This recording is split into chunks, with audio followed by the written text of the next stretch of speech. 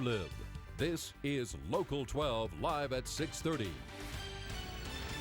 Good evening, I'm Paula Toti. Across the tri-state, the final push for votes is on today as the countdown clock to Tuesday's primary election ticks away. At least 9 local school districts have levies or bond issues on the ballot. At stake, everything from teaching positions in some districts to bus service and extracurriculars in others. During these last days, campaigners target people who aren't sure how they'll vote or even if they'll vote. Local 12 reporter Larry Davis spent the day in Milford with backers on both sides of a $7.9 million operating levy. He joins us now live. Larry. Hi, Paulo. As you mentioned, there are a number of school tax levy issues on the ballot Tuesday here in Ohio, and one of the most hotly contested ones is the one right here in Milford, a $7.9 million offering. Now, today here at the Fireman's Hall in Milford, they staged a big get-together to rally the troops. A large crowd of parents, students, and teachers turned out for this afternoon rally less than 48 hours before the crucial vote on Tuesday. Levy supporters say more people are moving into the Milford School District.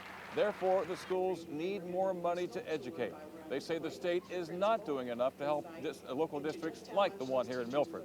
But opponents say the Milford School District is guilty of overspending, saying, for one, teachers make too much money. The average teacher salary here is just under $50,000 a year.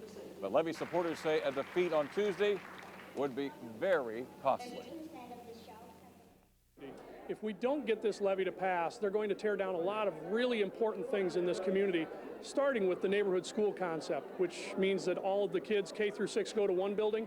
If this falls down and they take that apart, that means the kids that are in first grade one year will be in a different building the next year, in a different building the next, spreading parents and families all over the district. We think they should slash the benefits first, and they should slash some of the salaries and hopefully get to the pensions.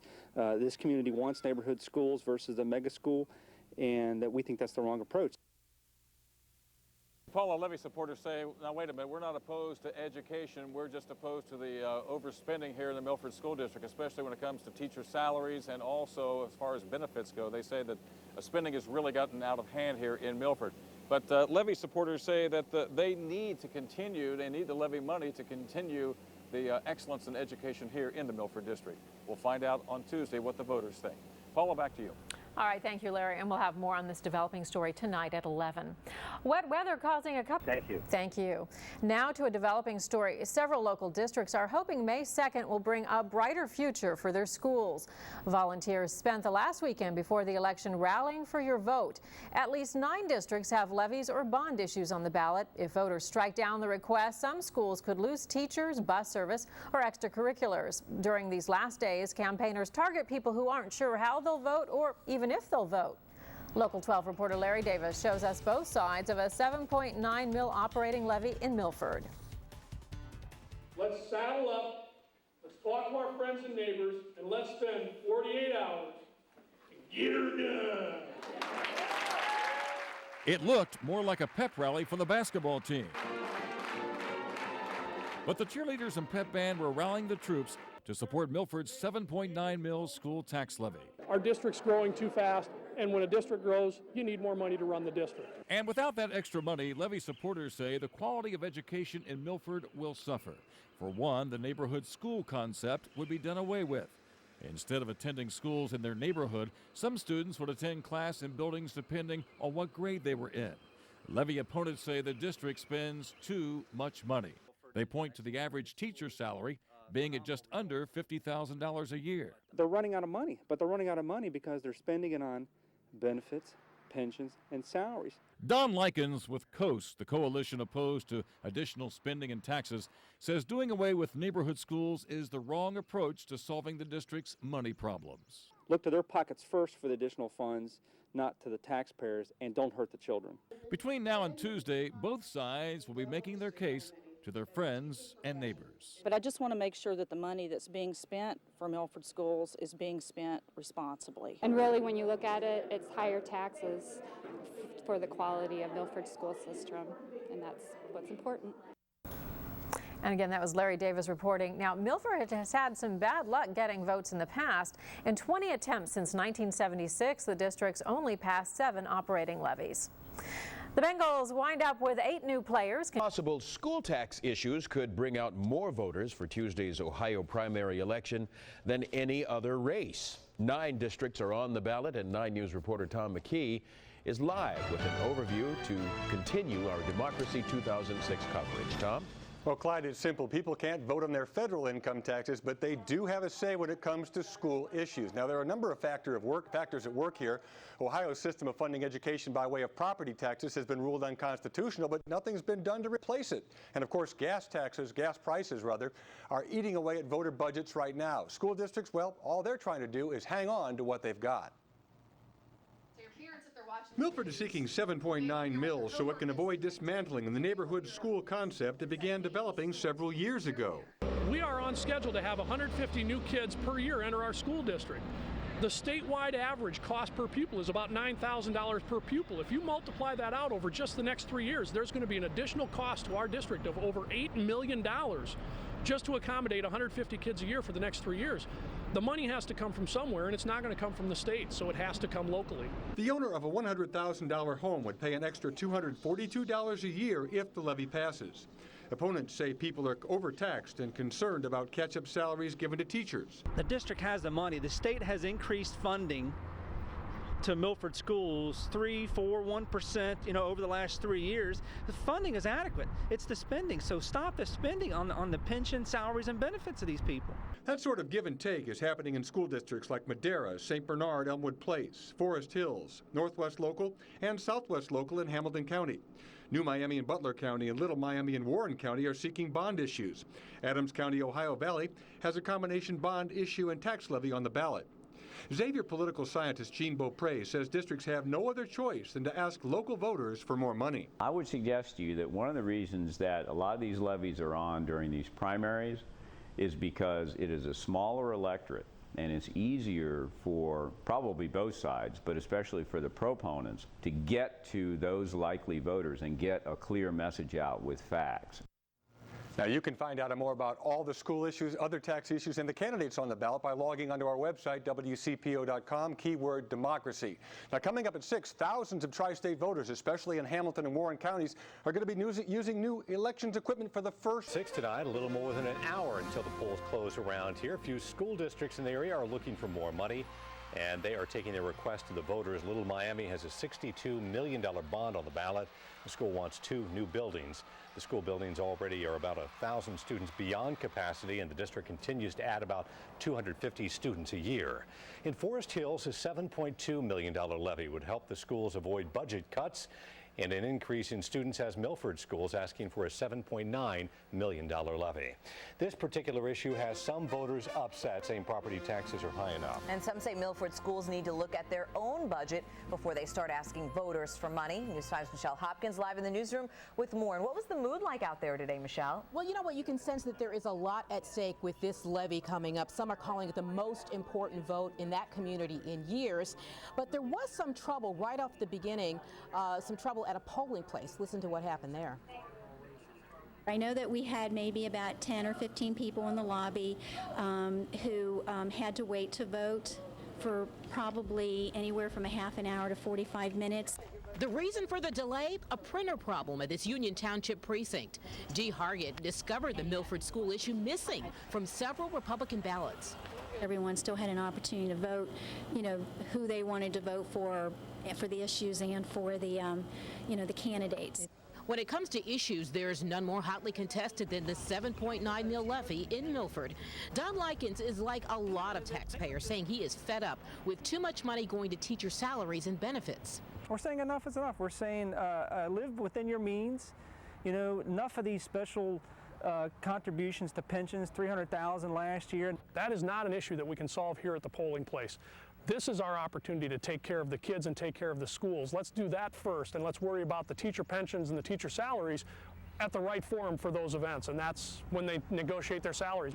Milford residents would pay an extra $248 a year for every $100,000 their home is worth. Some say an extra tax is worth it to keep the district budget intact. If the levy fails, everything from teachers, administrators, sports programs, extracurricular, and even foreign language classes could be cut.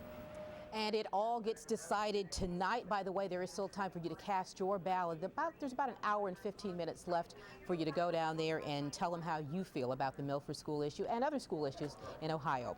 Where the news comes first, Michelle Hopkins, News 5. Thank you, Michelle. And for more on all the school levies in the area and how they might affect of a $7.2 million levy. And Forest Hills, in fact, facing a deep cuts that could include eliminating some jobs, in fact. News 5's Michelle Hopkins live with more in this Commitment 2006 report. Michelle? Yeah, you'll be hard-pressed to find anybody in Anderson Township who says schools aren't important, but when it comes to the question of are you willing to pay more in taxes for schools, then it gets a little dicey. In Anderson Township, the elderly and residents on fixed incomes turned out big at polling places to protect their dollars, but tight-lipped when it came to revealing how they'd vote. Parents like Beth Kohlmeyer are eager to have their say on this school's levy and reasons why residents need to vote yes. And I understand that it's hard sometimes if you're on a fixed income and you're older and your kids have already gone through, but that's part of the deal. You know, your kids went through and now it's time for our kids to go through. There's a lot at stake on both sides. Currently, residents of the Forest Hills district pay $797 in property taxes each year for every $100,000 their home is worth. The new levy would raise that number to $971. The district promises job cuts if the levy fails. And some other school levies on the ballot today include Madeira, St. Bernard, Elmwood Place, New Miami, Preble Shawnee, Northwest, Southwest, and Little Miami. And in Milford, the school system is trying to pass a $7.9 mil levy. Tonight, coming up at 6:15, I'm going to take a closer look at the struggles facing that district. Reporting live where the news comes first, Michelle Hopkins, News 5. And once the polls close, keep it right here on News 5. We're halfway down our countdown. Now myth number 5. Teachers are underpaid. Underpaid makes me ask, under what? It's true, teachers have an important job, teaching children. And many important people say teachers are underpaid. Underpaid teachers. Teachers are not paid enough money today. Democrats and Republicans applaud that line, but exactly what is enough? The average public school teacher makes $45,000 a year. That's $7,000 more than the average wage in America. Still, teachers at union rallies say they're underpaid. What should you be paid? What should I be paid? They couldn't afford it. Well, yeah. They could never a fair afford wage, I should be. What do you make now? I make about $55,000. Teachers at this New York City rally make well above the national average, but they say they deserve more. How much you make? $60,000. What should you make? $85,000. Their representatives tell them the teachers deserve a raise. For 20 years, they haven't been paid enough. But where's the evidence? In a free country, when jobs pay too little, people don't apply for them. But the opposite is happening in many school districts. This year, Boston needed 675 new teachers. They got 2,800 applications, 4 for every job. In Los Angeles, it was 5 for every job. In New York, 6. Chicago, 12. Kentucky had 11 applications per job, and Missouri, 19. Still, we keep hearing. I think teachers are horribly, horribly underpaid. Show me that. Also, remember, teachers are paid for just 9 months of work. They have the summer off. Some work summer school, others relax. This past summer, I didn't work. I played. I go to Florida, I relax. There's a spa at the resort that I go to. We need those 2 months. If I'm going to be a good Spanish teacher, wouldn't it behoove me to spend some time in Mexico? It might, but the summer's off means when you calculate teachers' hourly wages, you find teachers make more than chemists, physical therapists, psychologists, registered nurses, aircraft mechanics, and firefighters. And where these teachers work... Teachers make more than architects, statisticians... Whose study is that? It's a study by the U.S. Department of Labor. The U.S. government. Which, that's our government? Yeah. Oh, I wouldn't believe that anyway. These teachers were demonstrating outside my office because they were mad at me for criticizing their union. We are here to demand an apology from 2020's John Stossel. They demand I point out that many teachers work extra hours for no extra pay. Okay, but it's also true that when it comes to teaching, most teachers aren't in it for the money. We teach regardless of the salary. It's not the salary. If it were, we wouldn't be here. Right. They just want to help the kids. Nobody that I know of in their right mind is going to say, I got into teaching for the money. all right? They do it because they love to teach. It's about the kids. I'm not a teacher for money, because I'd be a lawyer if I wanted money. I teach because I love kids. That's right. Myth number 4, secondhand smoke, even a little, is a killer. That's why more of you smokers are banned from bars and restaurants, now even building entrances. When you smoke, you're not the only one being harmed. That's not a myth. Studies that followed non-smokers who lived with smokers found some increase in lung cancer and heart disease. But they studied people who were exposed to lots of smoke. Many were shut in with chain smokers for years, breathing smoke in homes and cars. Even then, some of the studies found no effect. Nevertheless, it was enough to launch a movement to ban smoking most everywhere. No smoking, not in front of city halls, city parks, gardens, piers, or other outdoor spaces. And now Calabasas, California has banned it everywhere outdoors where a non-smoker can get within 20 feet of a smoker. The mayor said it's about public safety. This is by every standard a public health law. But if they're going to limit people's choices in the name of public health, we should know if walking past a smoker really can hurt you. I fell for the alarmist's claims years ago when I interviewed activist Stanton Glantz about secondhand smoke. And if I were to walk up to you and have an aerosol can filled with 4,000 chemicals and say, "Excuse me, do you mind if I spray this in your face?" you'd think I was out of my mind. But when somebody smokes a cigarette, that's what they're doing. Glantz and other activists now say just 20 or 30 minutes of smoke puts you on the road to a heart attack. Within minutes, the smoke activates platelets, which thickens the blood and damages arteries. The effect of even brief passive smoking is often nearly as big as chronic active smoking? That's right. But how can this even be logical? The active smoker is sucking down vast amounts of smoke. Any exposure seems to have some bad effects. It's not plausible. Dr. Michael Siegel is a leading advocate of bans on smoking in the workplace because of the harm from daily exposure to smoke. But he says unless you have severe heart disease, the 20 and 30-minute claims are ridiculous. If someone is just exposed for 30 minutes, it's completely reversible, and it's not going to cause hardening of the arteries. Do you know Michael Siegel? Oh, yeah. He was a student of mine years ago. And he's an anti-smoking advocate like you. Right, absolutely.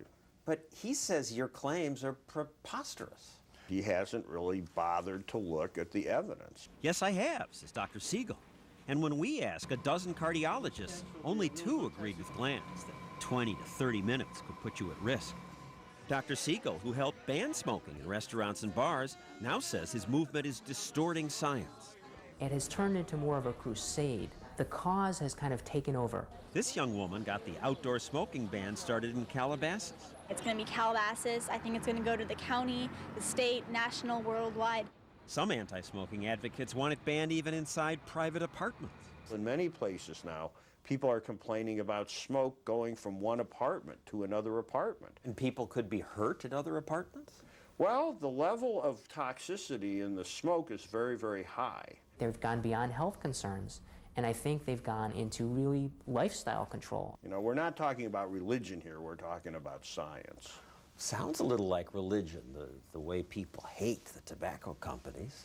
Well, the tobacco companies kill 5 million people a year. I think that's pretty despicable.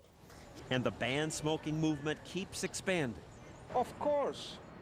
The tobacco fascists, they're like dictators, you know what I mean? Frankly, I like the smoke-free zones, but the science behind them may be a myth.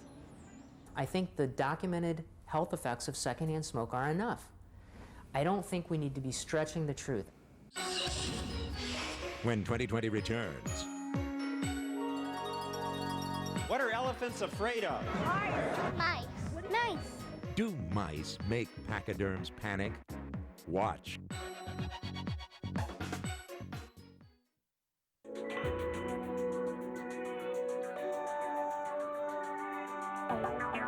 The all-new 2007 Chevy Tahoe. With 2020. A John Stossel special. What's going on in America's schools? They're not learning anything.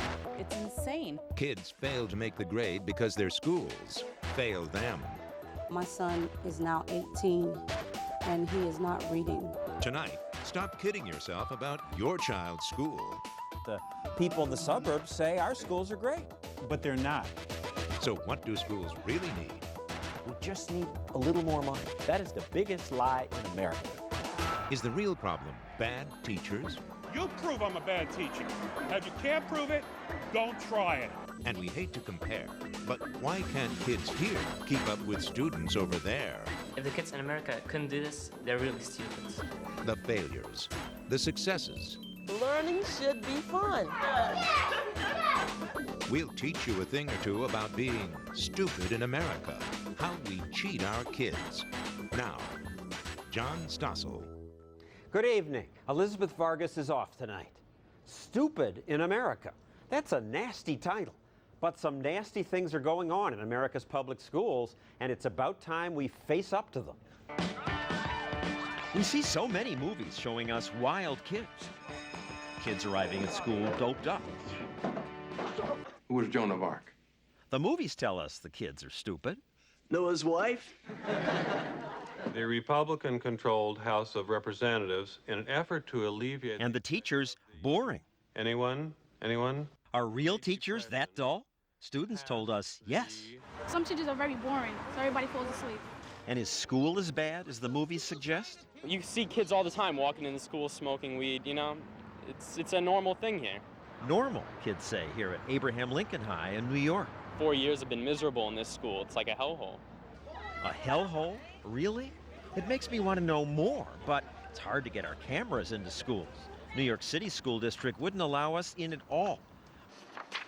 Washington, D.C.'s district steered us to the best classrooms, like this one taught by Jason Camras, the National Teacher of the Year. You have 24 positives and 10 negatives. Draw it out. Oh, yeah. This is nice, and there are many outstanding teachers, but we wanted to tape typical classrooms. We were turned down in state after state. Finally, Washington, D.C. did allow us to give cameras to a few students they handpicked at 2 schools they handpicked. One was this one, Woodrow Wilson High. Newsweek says it's one of the best schools in America. Yet what the students taped wasn't confidence-inspiring. This is Wilson High School. We dance. Note that the teacher's in the class when he does this. You would say, well, it's a game. On that day, this teacher had his world geography class playing Monopoly.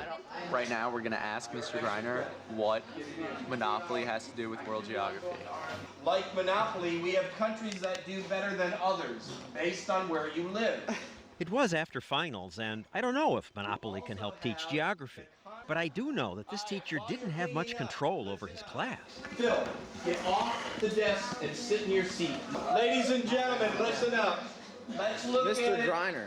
Raise your hand. It's hard to believe you can learn much while this is going on. So, guys who are talking, stop. Please. Hey, listen. And this is one of America's best public schools. Put the dice away. Now you may be thinking, these things don't happen at my kid's school. 57% of American parents give an A or B grade to their kids' public school. The people in the suburbs say our schools are great. But they're not. That's the thing. And the test scores show that. Education reformer Kevin Chavis says American schools on the whole just aren't that good. And America isn't going to buy that. America's not going to buy that. America's been buying. Because America doesn't know what it doesn't know. Right. Most Americans don't know what stupid schools are doing to American kids. We gave parts of an international test to some high school students in Belgium and in New Jersey. Answer the questions to the best of your ability. What the Belgian kids think? Considering the test we usually get here, this was kind of a piece of cake. It's very easy. The New Jersey kids were also confident. How was the test? Easy? Hard? It was actually pretty easy. I think I did good. They have reason to be confident. New Jersey students in general test above average, and these kids attend an above-average New Jersey school. But the Belgian kids cleaned their clocks. They got 76% correct. You got 47% correct. I'm shocked, because it just shows how much advanced they are compared to us. This boy got the highest score among the Americans, but didn't come close to the top-scoring Belgians. The test was so easy. I think that if the kids in America couldn't do this, they're really stupid. Stupid? Really? Jay Leno's routines make you think it's true. What state holds the Kentucky Derby every year? Think about it. The Tonight Show says these are not staged. These are their real answers. Kansas. The Finnish name of this book, War and... The big... Sex. War and Sex. What is the Bill of Rights? You're going to law, aren't you, sir? The Bill of Rights? Okay. What's the purpose of the Bill of Rights? I don't know. What was a major cause of the Civil War? I don't know. American high school kids are beaten on the international tests, not just by kids from Belgium, but by kids from most countries, even poorer ones like Poland, the Czech Republic, South Korea. So are American students stupid? No, we're not stupid, but we could do better. I think it has to be something with this school, because I don't think we're stupid or lower than them.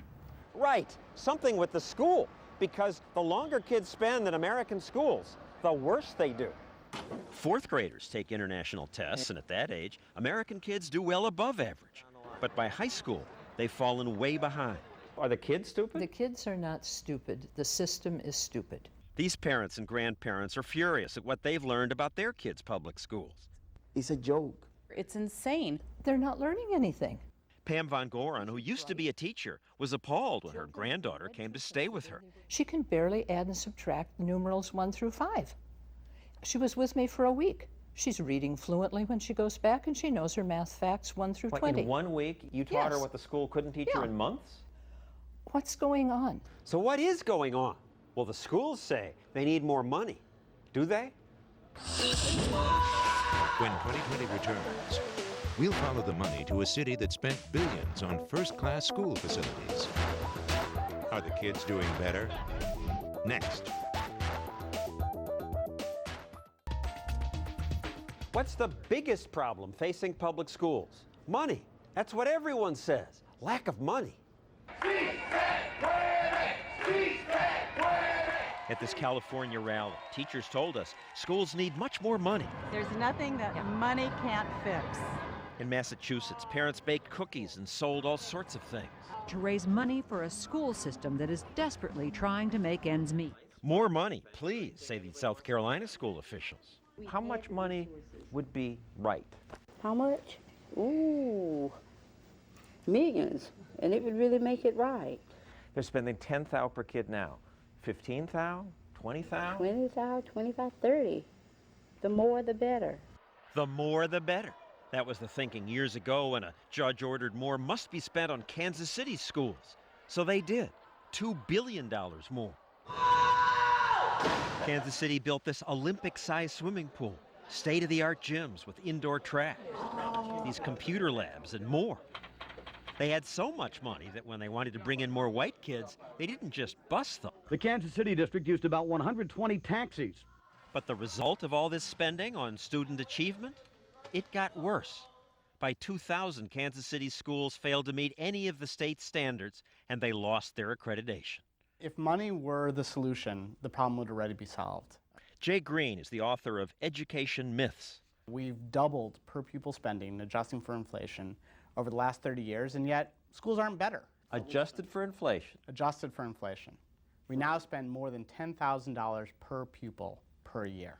Here's a graph of the increased spending. The line goes straight up, but student achievement, flat. Graduation rates, flat. The extra money didn't help the kids. How can that be? More money but no results? It's a lot of money. Think about it, $10,000 per student. For a classroom of 25, that would be $250,000 per year. Where does the money go? It certainly isn't all going to teach the kids. In Orange County, California, Jennifer Beal's kids have been learning in portable buildings like this, while her school district's spending $35 million to build a new building. Not for the kids, it's for administrators. It's insane. We call it the Taj Mahal. It's so enormous and overwhelming. You can give public schools all the money in America and it will not be enough. Everyone has been conned. I'm not doing it today, okay? Ben Chavis is a former public school principal who now runs this alternative school that spends thousands of dollars less per student. He laughs at the public school's complaints about money. They all say it's the answer. No, it's not. We just need a little more money. That is the biggest lie in America. They waste money. To save, Chavis asked the students to do things like keeping the grounds picked up and setting up for lunch. We don't have full-time janitor. We don't have security guards. We don't have computers.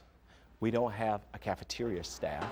Thanks, Dom-Man. There's no pool or world-class gym. Hey, on your mark, get set, go. For gym class, his students often just run laps around the block. If you come to school, you're going to have the advantage over everyone else. It means there's more money left over for teaching. Is that a complete sentence or a fragment? Even spending less money per student, Chavis pays his teachers more than public school teachers get. His school also thrives because the principal gets involved. Chavis shows up at every classroom and uses gimmicks like small cash payments for perfect attendance. Do you come to school for the money, or do you come to school to get an education? Education. And the money. Since he took over 4 years ago, this school has gone from being among the worst in Oakland to being the best.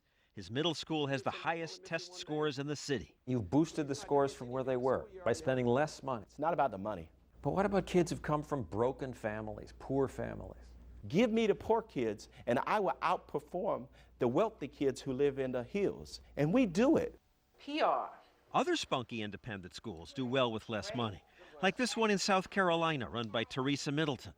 We saw that the kids here were enthusiastic about learning. My children are so excited. Can we play this today? Can we do popcorn? Can we do relay math? Can we play bingo? Can we play phonics around the world? Learning should be fun. And fun seems to teach. These first graders can read. Get ready to work. I've had 3-year-olds sounding out words. My below average child can go to public school and make the honor roll. Yet she spends only $3,000 per child versus the $9,000 South Carolina's public schools spend, and still fail to educate students like Dorian Kane. My son is now 18, and he is not reading. He's on a 4th grade level, and it's a huge problem. Do you want to take a shot at that? Dorian struggles to read just one sentence in this 1st grade book. One day, Uncle Jack came to visit. He says he wants to learn to read. You know, there is a whole world that can open up to you if you are able to read. Yeah, I know that. Did they try to teach you to read? From time to time. Get the test results back. Gene has been after Dorian's schools for help for years. You have to beg. You know, whatever you ask for, you're begging because they have the power. Now, they've had meetings with you to talk about your son. Yes. Here is one of them. Good morning, I'm Fred Stevens, Director of Programs for Exceptional Children. This is where some of the money goes to educational specialists, the Director of Programs for Exceptional Children, the school principal, a resource teacher, a gym teacher, the school counselor, and the district's special ed coordinator. But they hadn't done much for the boy who can't read. Mr. Hare, have you had the opportunity to counsel with Dorian? Well, first of all, I really hadn't had the opportunity to really counsel with him. I'll be frank with you. The principal said Dorian was doing well. I've seen great progress, and so I don't have any concerns. The meeting went on for 45 tedious minutes. Dorian looked defeated. His mother just kept raising the one issue that concerned her most. The only issue I have is his reading level, and that's what's important to me. All right, come on in and have a seat. So we decided we'd send Dorian to a private learning center, Sylvan. Could they teach Dorian to read when the South Carolina public schools hadn't? All right, click on OK for me. You bet. After just 72 hours of instruction using computers and workbooks, Dorian's reading was up more than 2 grade levels. His mother loves the private program.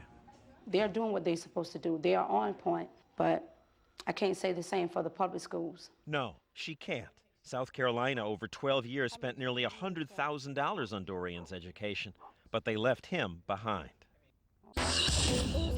When we continue, what if schools had to get good results or flunk out of business? So the fact that some schools fail and close, that's the success? That's a good thing. That's a good thing. That's next. If you're a parent with money, you have choices. You can pay for a private school or buy into a neighborhood that has a better public school. Kids, wait. A real estate agency even runs commercials about it. Anyone know the student per teacher ratio in your classroom?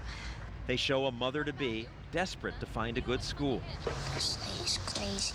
No, she's not. In San Jose, California, parents want to get their kids into Fremont Union schools. They're so much better than neighboring schools that parents sometimes cheat to get their kids in. What's cheating? Pretending to live in the district when you don't. Inspector John Lozano goes door to door to check if kids really live where they say they live. Is here? Yeah. Really? Oh, great. Nice to finally meet you. How long you guys been here? Then Lozano says he still needs to look inside the house to make sure she really lives there. I don't mean to embarrass you, so. He sounds nice, but think about what he's doing. The school district police go into your daughter's bedroom. He even goes through drawers and closets if he has to. Well, we have a computer, we have some 17 magazines, we have pictures of the student and her friends on the wall. This girl passes. I was looking for But the grandmother who listed this address is caught. People who answer the door say she doesn't live here. She says that she lives here and that her grandson's going to live here with her. That's so they can go to school at Homestead High School. Oh, I have to, yeah. I know what you guys are. Caught. She's definitely caught. And 2 days later, I talked to the grandmother. I was actually crying. It's kind of creepy that they force you to go to the black market to get your kid a better education. I was crying in front of this 14 years old. Why can't they just let parents get in the school of their choice? Why can't they? Changing schools can change a child's life. Patty Bauer's kids were stuck in a public school that wasn't teaching them, but then they got McKay scholarships, which let them attend this private school that works with kids who have special needs. They would invite. Joey has been brought up 4 grade levels in reading. Alan's gone from C's and D's to being an honor roll student. But last week, a Florida court killed a similar choice program, and Patty fears her kids will soon be forced back into public school. If they take the McKay scholarship away, I'm sorry. I don't think Joey will finish school. Why can't she choose her child's school? Most countries that beat America on international tests give parents that choice. There were a few people who got very, very high scores. Here in Belgium, the government spends less than American schools do on each student, but the money's attached to the kids, so they can go wherever they want, to a state-run school, or a Catholic school, or a Muslim, or a Montessori school. Because of that choice, it makes it a lot harder for schools because there's a lot of pressure. Kate van den Sauvel runs a state school in Belgium. She says because the money is attached to the kids, she has to please the parents, and that makes a world of difference. If we don't offer them what they want for their child, they won't come to our school. So she provides extras like cooking, more sports programs, furniture building, electronics. Is this what you like best? Yeah.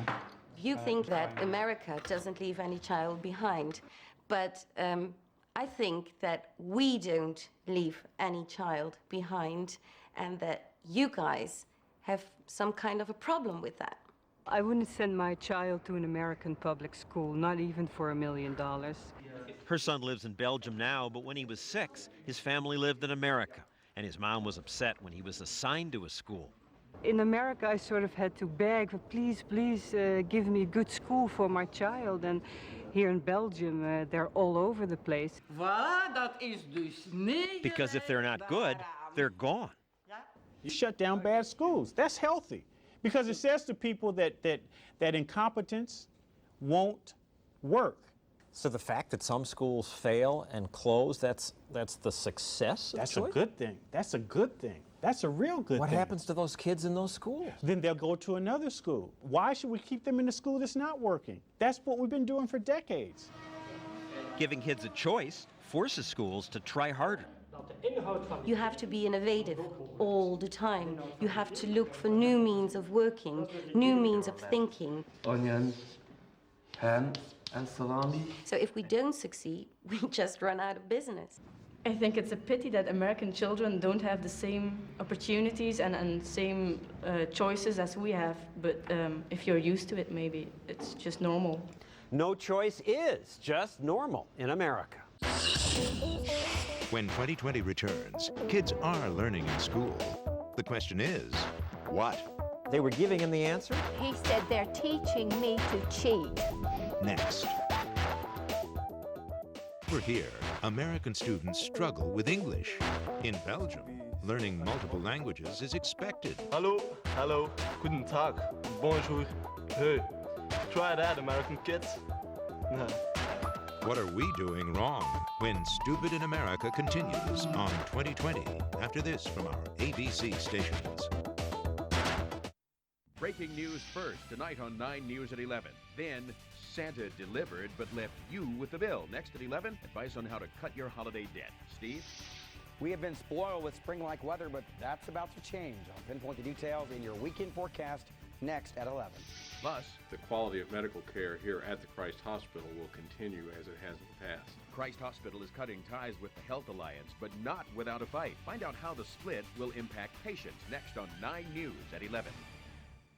Traffic Now, exclusive maps to make your morning commute faster.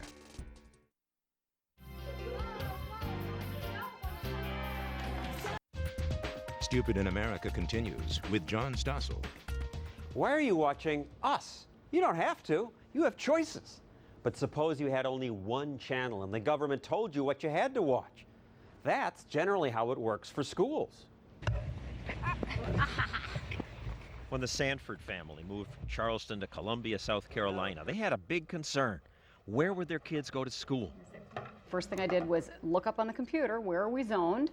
What schools would those be? You have to go where you're zoned. You go where you're zoned. In South Carolina and most everywhere, you must attend the public school in the zone where you live. But the middle school near the Sanford's new home was rated below average. It turned out, however, this wasn't a problem for them, because the reason they were moving to Columbia was that Mark had just been elected governor. Duly installed as governor of South Carolina. So they were offered special options. People from better school districts invited them to send their kids to those schools. And I said, but that's not fair, because if I lived down the street here, they wouldn't be allowed to do that. Would I be allowed to do that? And they said, no, you would not. He said, but we're going to waive that requirement because you're the governor. I said, that's not fair. It's not fair, but that's often how it works in America. As we showed you, the kids of the privileged can escape bad schools by moving to where the better schools are. If you could buy a $250,000 or $300,000 house, you're going to get some great public education. But most everyone else is stuck with what the government gives you. Been in a public school system, no matter how much you complain about it, no matter how much you cry about what's going on with your children are stuck because of their zip code. These South Carolina parents say their kids' public schools were bad. They're not teaching the kids. If you hadn't pulled them out of the public schools, I think it would have ruined his life. Dale's grandson said some of his public school teachers helped him pass tests by telling him to cheat. They were giving him the answers? They were giving him the answers, and he said, they're teaching me to cheat so they could pass him on to the next grade. The No Child Left Behind thing, you know. Send him on up to the next class. Get him out of here. They really did not care. Lizzie Murphy's son was in kindergarten for a year without learning the basics of writing. He just learned to write his name, and that's through me telling him that an M is a hump hump. A kindergarten could barely write his name. What's going on? What are you doing? What are they doing? If you compare SAT scores state by state, South Carolina ranks last. I want to tell you that if you look at every indicator for South Carolina schools, South Carolina is not last. Inez Tenenbaum has been state superintendent for schools since 1998. We have been ranked as having some of the highest standards of learning in the entire country. Well, maybe you set high standards, but the kids don't achieve them. We are ranked #1 in the country for improvement on SAT. But 32 if you start points. at the bottom, it's easier to improve. You've improved and you're still last. SAT is an indicator that really shouldn't be used to judge any state. We're making tremendous progress in South Carolina, and we're very proud. Why be proud? Half the kids who start high school in South Carolina don't graduate in 4 years. And the state's first family was afraid to send their kids to the school they were zoned for. It's too important to me to sacrifice their education. I get one shot at it. If I don't pay very close attention to how my boys get educated, then I've lost an opportunity to make them the best they can be in this world. They decided to send their kids to private school. And the governor then proposed giving every parent in South Carolina that kind of choice. Does one size ever fit all? He said state tax credits should help parents pay for private schools. Then they would have a choice. Choice is external pressure. The public has to know that there's an alternative there. It's just like, you know, do you get a Sprint phone or an AT&T phone? He's right. When monopolies rule, little gets done. Think about where we wait in line the longest. At monopolies, the motor vehicles department, the post office, or the extreme example, the former Soviet Union. People waited in line an average 2 hours every day, 5 years over a lifetime. In this Moscow restaurant, I waited endlessly while waiters sat or talked to each other because with no competition, there's no incentive to wait on me. In America, the phone company was once a government-supported monopoly. All the phones were black and all the calls expensive. It was illegal to plug in an answering machine. Installing a foreign device, the monopoly called it. So the next time you complain about your phone service... This clip from Saturday Night Live is a good description of monopoly service. We don't care. We don't have to. We're the phone company. But take away monopoly status and poof, suddenly customers matter. Your choice of cool phones. Think about the choices competition gives you when you buy a cell phone. Can you hear me now? There are dozens of plans to choose from based on how many minutes you want, how big your family is, and a million other things. Great deal on a cool phone. Why can't kids benefit from similar competition in education? People expect and demand choice in every other area of their life. Letting parents choose, he said, would encourage schools to compete. And they'd quickly offer parents things like music schools, schools with uniforms, schools that open earlier, keep kids later, virtual schools where kids learn on the internet, sports schools, then who knows what ideas might bloom. It empowers parents that will ultimately improve education. The governor announced his plan last year, and thousands of parents cheered the idea. But most public educators and politicians didn't. School boards objected. Teachers' unions objected. PTAs even sent kids home with a letter saying, contact your legislator.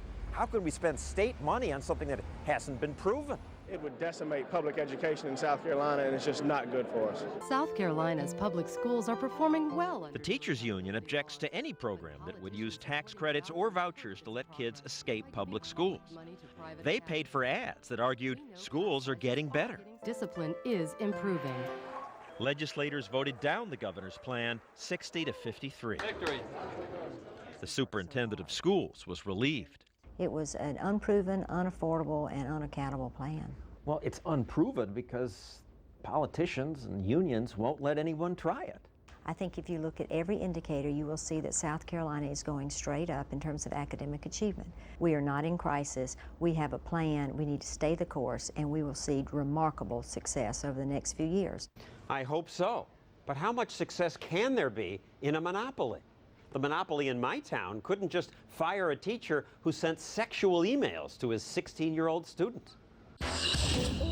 When we continue, the worst teachers getting away with all kinds of things. We've had sex cases, acknowledged sex cases. You can't fire them? It takes years. Next.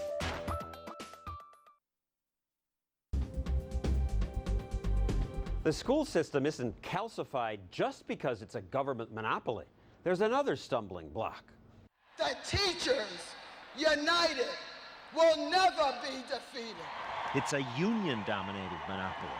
The muscle and the zeal that built our union is still with us.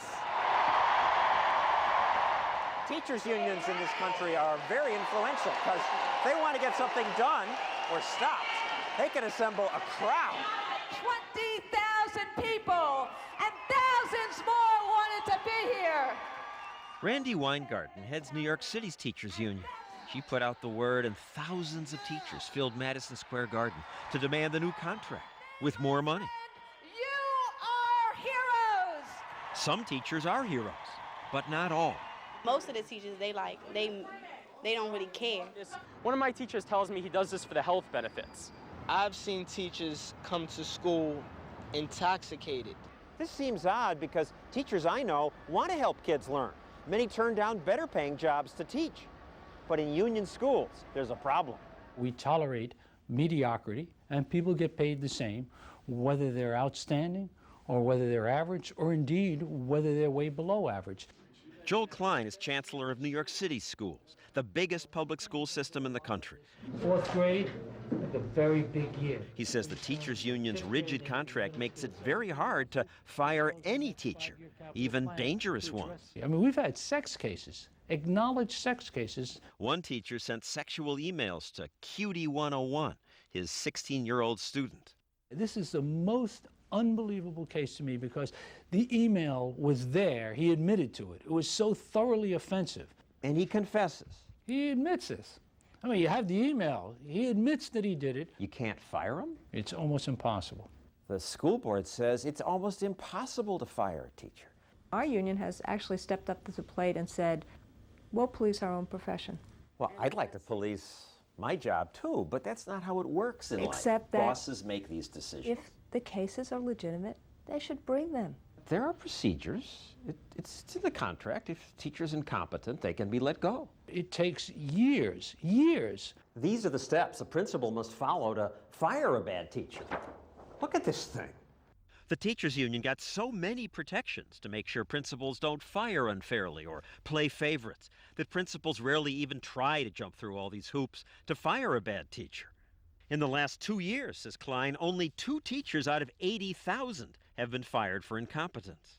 It makes no sense. And you don't know other places where this goes on. This is not like you can say they're doing this at IBM or some other place, right? This is unique to our environment. I'm not sure I understand how to manage a government civil service organization. GE's Jack Welch was revered as a great manager. He says if an organization is to stay vital, it must reward its best workers, and the bottom 10% have to go. We tell people in the bottom 10, look, you got a year. Find yourself somewhere to go. And they do. By doing that, he made GE unbelievably successful. But what he did at GE is forbidden at most public schools. We have a system in which we don't distinguish among people. And as a result of that, we don't reward excellence. Why don't you reward excellence? Because it's barred by the contract. Ah, yes, the union contract. Here it is, more than 200 pages of fine print. Union monopolies often create documents like this. It's not just 200-page contract. You got all these addenda that are incorporated into the contract. You're talking about hundreds and hundreds and hundreds of pages more.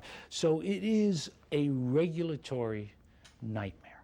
So much so that he couldn't just fire that teacher who sent those sexual emails. Up, down, around, everywhere. We've paid him. He hasn't taught, but we have had to pay him because that's what's required under the contract. Paid him more than $300,000. Only after 6 years of expensive litigation were they finally able to fire him. Hundreds of teachers who the city calls incompetent, racist, dangerous, or guilty of sexual misconduct have been paid millions. And what do they do with those teachers? Well, they put them in the rubber room. That's what they call it. It's not really made of rubber, but it's a big empty room in this building and 4 other buildings around town. Because they don't want these teachers to get near the kids, so they just come here and sit, hang around, read magazines, waste time, and waste your money. They wouldn't allow us to take pictures inside while the teachers were there. Today, the city pays $20 million a year to house teachers in rubber rooms. Insane as that is, at the union rally, teachers told me they support the firing rules. What if a principal says, you're a lousy teacher, They can say I want that. to fire you? That's not fair. That's not right. You prove it. You prove I'm a bad teacher. If you can't prove it, don't try it. Everywhere, unions resist the practice that made GE and other organizations successful. Weed out the bad. There aren't really bad teachers. The rules must stand, say unions everywhere. Wisconsin public schools are great schools. Test scores are up. The teachers' unions spend millions on ads saying the schools are great. There's an explosion of excellence in New York public schools. Since the schools are excellent, they say, don't mess around with our rules and benefits. Permit members to retire without penalty at age 55. Teachers would work uniform 6 hours and 40-minute days at all levels. Which is what normally happens in the private sector. Really? She says her teachers should work regular hours, but how many of you work a uniform 6-hour, 40-minute day? But the union is powerful, and a few months after our interview, Weingarten got a new contract. This is a really good day. Look at the smiles. In exchange for a 15% raise, the union made concessions, For example, they agreed to work 10 minutes a day longer. They say it will be easier to get rid of sex offenders, but it will still take all these steps to fire an incompetent teacher. Unionized monopolies like yours fail. In this case, it's the children who you are failing. We are not a unionized monopoly, and ultimately, those folks who want to say this all the time, they don't really care about kids. Those who criticize a monopoly don't care about kids? Nonsense. And when we return, we'll show you what parents have to do to escape the monopoly. When 2020 returns, it's a lottery to win something more valuable than money, a seat in a good school. Number 11. Next.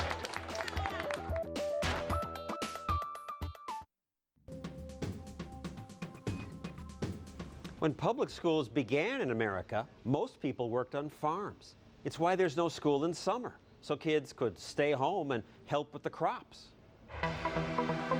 Today, fewer than 2% of us work on farms, and nearly everything in our society has changed dramatically. So why has there been so little change in education? We want to do what we want to do in classrooms.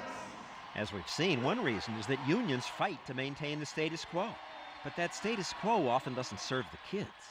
Our students are basically just dying in their seats at school. They're not getting the education they deserve, and the union puts up a barrier for that. These San Diego teachers fought to make their schools charter. Charter means they're still a public school, but they're free of many of the rules set up by school boards and unions. You got it, kiddo. Excellent. Okay. Now, when a teacher's hired, she knows if she doesn't do a good job, she can be fired. I'm a good teacher. I don't need tenure to protect my job. I need tenure to be gone to protect my students. The rule is given for each table. Since this school dropped the union rules, there's now a waiting list to get in. Many charter schools are succeeding. Friendship Charter High is located in the same dangerous part of Washington, D.C. as Ballou High, one of the city's poorest performing schools. Begging my money, I'm gonna kill your ass. The student populations are similar, mostly poor and minority. I think he's a good friend. But at the charter school, there is order. The kids are on task and doing better. 95% of the graduates get into college. Is this school better than the public high schools? Yes. Of course. Well, why of course? The charter students recognize that their school is different. The teachers, they say, they're happier to be here. What does the hyperbola always have to have in it? This teacher got Rashawn Miller interested in math, a subject she used to hate. What'd she do differently? She makes it fun. She makes it fun. Danielle. Making it fun could help them keep their jobs. She's here because a third of the previous teachers were fired. I love teaching here. The best teachers make extra money. We can give bonuses. We can have Saturday school with pay. We can do summer school and reward certain teachers. The kids see the results. And people here care more? Yes, definitely. Good morning. Get the jacket off, phone up. Friendship's principal knows if the school doesn't perform, he'll be held accountable. We can be closed. We can't settle for just being good enough. This makes charter schools innovate. And if a teammate asks for help, what do we do? Yeah. This one keeps kids in school till 5 p.m. Hello? And teachers give kids their cell phone numbers. Hello? Hello, Miss Holmes. And in the evening, every teacher must be available to answer questions. I had a question on the review sheet. Okay. I get phone calls at all hours of the night. Hello? Teachers say the kids call constantly. Hey, Christelle, what's up? So many kids want to get into those schools, the schools have to hold lotteries like this one. 358-1051. The suspense is unbearable. I pray that they're going to pick on. So much is at stake. The winners get a shot at a better future. They spin the drum. Number 11. Look at that smile. Look at her smile. Listen to her delighted scream. But why do they have to win a lottery? If school money were attached to the child in the form of a voucher, every parent could take their child to new schools. Vouchers, no! Yes, yes! Vouchers, no! But lots of people hate vouchers. No public money for private schools! Last week's Florida court ruling against vouchers came after this teacher brought a suit. To say that competition is going to improve education, it's just not going to work. You know, competition is not for children. It's not for human beings. It's not for public education. It never has been. It never will be. Why not? Would you keep going back to a restaurant that served you a bad meal? Or a barber that gave you a bad haircut? Competition makes everything better. Why would schools be different? In the few places where vouchers have been allowed, like Milwaukee, the kids who used vouchers did better, and the kids in nearby public schools did better. They improved by leaps and bounds. No one lost in Milwaukee. Everyone did better. The kids at the regular public schools did better, and the kids who went to the voucher schools did better. Of course they did. That's what competition does.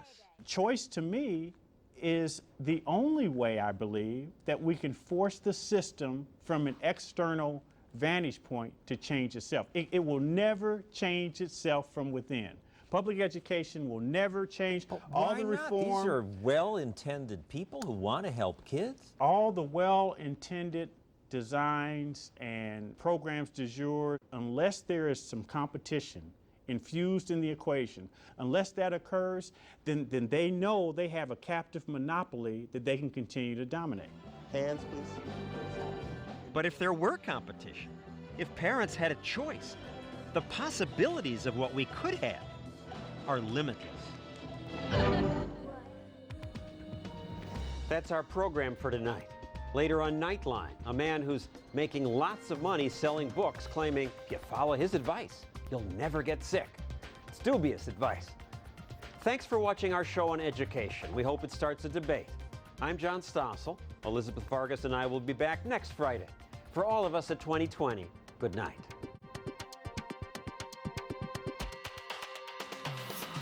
Stay tuned.